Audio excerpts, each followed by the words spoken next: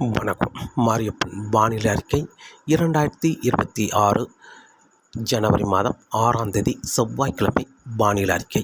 வானிலை அமைப்பு: தென்கிழக்கு அரபிக்கடலில் வளிமண்டல சுழற்சி நிலை கொண்டுள்ளது. மேலும் இலங்கைக்கு தென்கிழக்கு பகுதியில் காற்றழுத்த தாழ்வு நிலை கொண்டுள்ளது. இந்த நிகழ்வு நாளை ஜனவரி 7ஆம் தேதி காற்றழுத்த தாழ்வு பகுதியாக தீவிரமடையும் என்று எதிர்பார்க்கப்படுகிறது. இந்த நிகழ்வு தீவிரமடைந்து வட மேற்காக முன்னேறி வரும் இலங்கையில் தரையேற, அதே வழியில் இலங்கையிலும் தரை மீது வளிமண்டல சுழற்சி நிலை கொண்டுள்ளது. இந்த நிகழ்வு தொடர்ந்து இலங்கைக்கு தெற்கு புறமாக கடலில் இறங்கும் பொழுது, கடலில் இறங்கிய பிறகு காற்று சுழற்சியாக அந்த நிகழ்வு தீவிரமடையும்.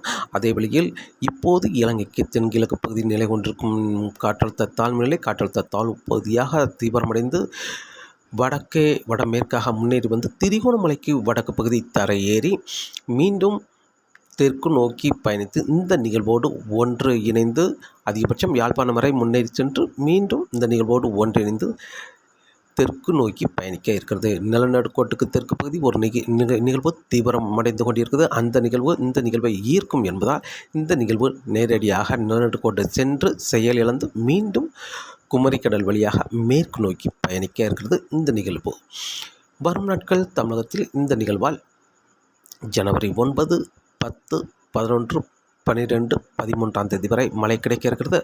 ஆனால் ஜனவரி 9ஆம் தேதியிலிருந்து டெல்டா மாவட்டங்களுக்கும் சென்னை சுற்றியுள்ள மாவட்டங்களுக்கும் ஒரு பரவலான மழைப்பொழிவு. இதில் கூடுதலான மழைப்பொழிவு என்பது டெல்டா மாவட்டங்கள், மத்திய மாவட்டங்களுக்கு மட்டுமே கூடுதலான மழைப்பொழிவு இந்த நிகழ்வால் கிடைக்கும் என்றும் எதிர்பார்க்கப்படுகிறது. தென் மாவட்டங்கள் பொறுத்தவரை வரும் நாட்கள் ஜனவரி 11ஆம் தேதி இரவிலிருந்து ஒரு பரவலான மழைப்பொழிவாக கிடைக்க வாய்ப்புள்ளது. ஜனவரி 11 இரவு, 12, 13 இரு நாட்கள் மட்டுமே ஒரு பரவலான மழைப்பொழிவாக கிடைக்கும் என்றும் எதிர்பார்க்கப்படுகிறது. இன்று ஜனவரி 6ஆம் தேதி செவ்வாய்க்கிழமை பொறுத்தவரை இன்று தென் மாவட்டங்கள், டெல்டா மாவட்டங்களுக்கு மேகம் சூழ்ந்து காணப்படும். ஏதாவது ஒரு இரு இடங்களில் லேசான தூறல் விழ வாய்ப்புள்ளது. பெரிய மழை கிடைக்க வாய்ப்பில்லை. அதேவேளையில் அரபிக்கடலில் இருக்கும் வளிமண்டல சுழற்சி கேரளாவுக்கும் மேற்கு தொடர்ச்சி மலைகளிலும் ஓர் இடங்களில் லேசான மழைப்பொழிவு கொடுக்க வாய்ப்புள்ளது. வேறு எங்கும் தமிழகத்தில் பெரிய அளவில் மழை கிடைக்க வாய்ப்பில்லை. வட மாவட்டங்களுக்கு அதிகாலை நேரங்கள் குளிர் இருக்க வாய்ப்புள்ளது. இன்று ஜனவரி 6ஆம் தேதி செவ்வாய்க்கிழமை பொறுத்தவரை. நாளை ஜனவரி 7ஆம் தேதியும் தென் மாவட்டங்களுக்கு மேகம் சூழ்ந்து காணப்படும். அதே வழியில் டெல்டா மாவட்டங்களுக்கும் மேகம் சூழ்ந்து காணப்படலாம். ஆனால் பெரிய அளவில் மழை கிடைக்க வாய்ப்பில்லை. ஏதாவது ஒரு இடங்களில் லேசான தூறல் மட்டுமே இருக்க வாய்ப்பு. மேற்கு தொடர்ச்சி மலைகளிலும் லேசான மழைப்பொழிவு ஓர் இடங்களில் இருக்கும் என்றும் எதிர்பார்க்கப்படுகிறது. ஜனவரி 7ஆம் தேதியை பொறுத்தவரை வட மாவட்டங்களை பொறுத்தவரை குளிர் மட்டுமே இருக்க வாய்ப்புள்ளது. ஜனவரி 7ஆம் தேதியை பொறுத்தவரை ஜனவரி 8ஆம் தேதி மாலைக்கு பிறகு டெல்டா மாவட்டங்களுக்கு லேசான மழைப்பொழிவு கிடைக்க வாய்ப்புள்ளது. அதேவேளை ஜனவரி 9ஆம் தேதி அதிகாலை நேரங்களில் பெரும்பாலும் சென்னை தொடங்கி டெல்டா மாவட்டங்கள் வரை லேசான மழைப்பொழிவு கிடைக்க வாய்ப்புள்ளது. காலை 10 மணிக்கு பிறகு படிப்படியாக மழைப்பொழிவு அதிகரிக்கும்.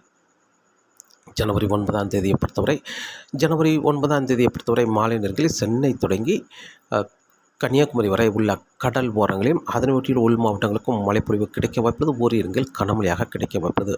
அதாவது ஜனவரி 9ஆம் தேதி மாலை நேரங்களில் சென்னை தொடங்கி கன்னியாகுமரி வரை உள்ள கடல் ஓரங்களிலும் அதனை ஒட்டியுள்ள உள் மாவட்டங்களுக்கும் ஓர் இடங்களில் அங்கே மழை கிடைக்கும்.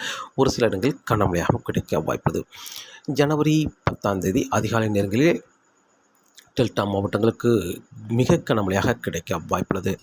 ஜனவரி 10ஆம் தேதியை பொறுத்தவரை வெயில் வந்த பிறகு படிப்படியாக உள் மாவட்டங்களுக்கும் மழை கிடைக்கும். ஜனவரி 10ஆம் தேதியை பொறுத்தவரை பெரும்பாலும் சென்னை, திருவள்ளூர், செங்கல்பட்டு, விழுப்புரம், காஞ்சிபுரம், மதுராந்தகம், திருவண்ணாமலை, கும்பகோணம், நெய்வேலி, புதுச்சேரி, கடலூர், நாகப்பட்டினம், காரைக்கால், மயிலாடுதுறை, சீர்காழி, முத்துப்பேட்டை, வேதாரண்யம், தஞ்சாவூர், நாகப்பட்டினம் இந்த இடங்களுக்கெல்லாம் மிக கனமழையாக கிடைக்க வாய்ப்புள்ளது. ஜனவரி 10ஆம் தேதி அதே வழியில் திருச்சி, அரியலூர், பெரம்பலூர் இந்த இடங்களுக்கும் மிக கனமழையாக கிடைக்க வாய்ப்புள்ளது. ஜனவரி 10ஆம் தேதி அதே வழியில் ராமநாதபுரம், புதுக்கோட்டை, சிவகங்கை இந்த இடங்களுக்கும் பரவலாக கனமழையாக கிடைக்கும் என்றும் எதிர்பார்க்கப்படுகிறது. மேலும் கரூர், திருப்பத்தூர் இந்த இடங்களுக்கு லேசான மிதமான மழையாக கிடைக்கும் என்றும் எதிர்பார்க்கப்படுகிறது. ஜனவரி 10ஆம் தேதியை பொறுத்தவரை.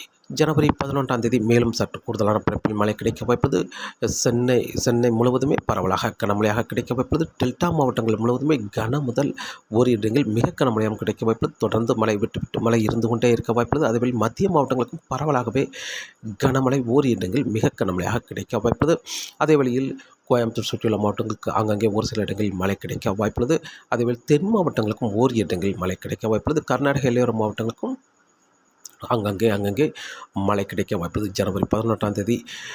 ஜனவரி 12ஆம் தேதியை பொறுத்தவரை ஜனவரி 12ஆம் தேதி டெல்டா மாவட்டங்கள் முழுவதுமே பரவலாக கனமழை, ஓரிரு இடங்கள் மிக கனமழை, மத்திய மாவட்டங்கள் முழுவதும் பரவலாகவே கனமழையாக கிடைக்கும்.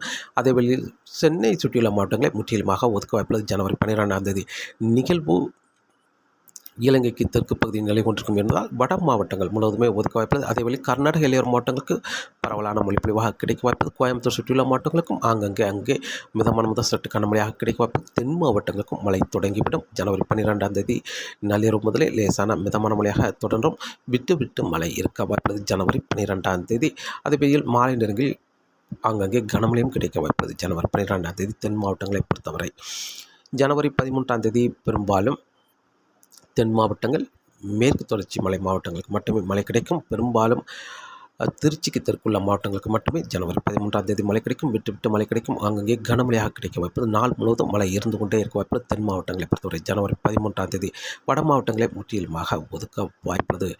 ஜனவரி 14ஆம் தேதி பெரும்பாலும் மேற்கு தொடர்ச்சி மலை கேரளாவில் மட்டுமே ஓரிரு இடங்களில் மட்டுமே மழை கிடைக்கும் என்றும் எதிர்பார்க்கப்படுது. ஜனவரி 14ஆம் தேதி தமிழகத்தில் முற்றிலுமாக மழை விலகும் என்றும் எதிர்பார்க்கப்படுது. நிகழ்வு நிலநடுக்கோட்டை அடைந்த பிறகு செயலிலிருந்து ஒரு காற்று சுழற்சியாக மேற்கு நோக்கி பயணிக்கும் என்பதால் கிழக்கு காற்றை ஈர்க்கும் வேகம் குறைந்துவிடும் என்பதால் ஜனவரி 14ஆம் தேதி பெரிய அளவில் தமிழகத்தில் மழை கிடைக்க வாய்ப்பில்லை.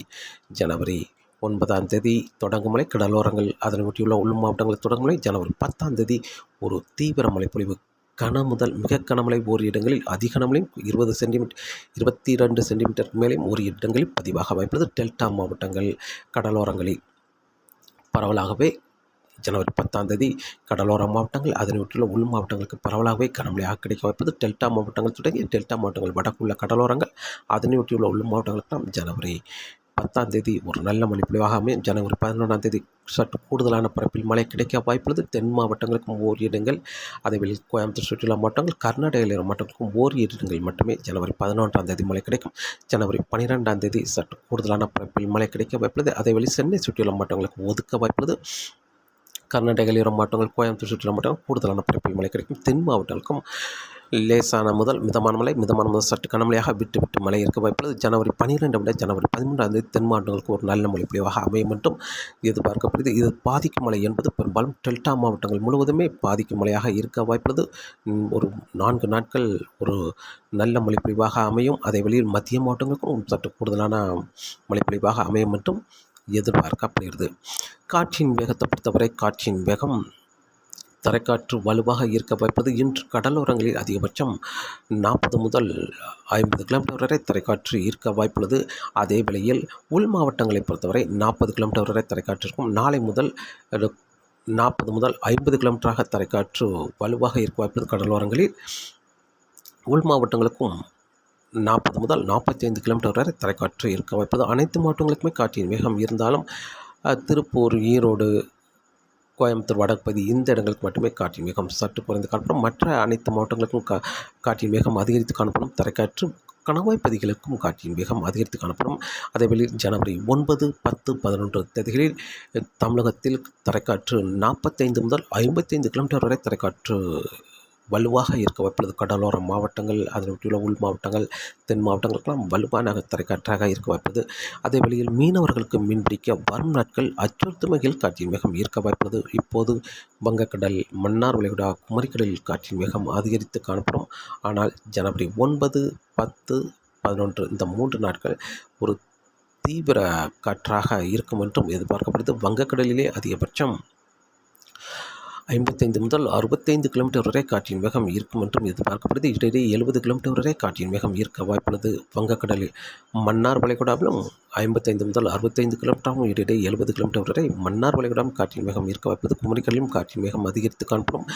மீனவர்களுக்கு ஜனவரி 13ஆம் தேதி வரை மீன்பிடிக்க அச்சுறுத்தும் வகையில் காற்றின் வேகம் இருக்க வாய்ப்பது. ஜனவரி 13ஆம் தேதிக்கு பிறகு படிப்படியாக காற்றின் வேகம் குறையும் என்றும் எதிர்பார்க்கப்படுகிறது. தொடர்ந்து வானிலை அறிக்கை கேட்டு பயன்படுங்கள். மீண்டும் சந்திப்போம். நன்றி, வணக்கம்.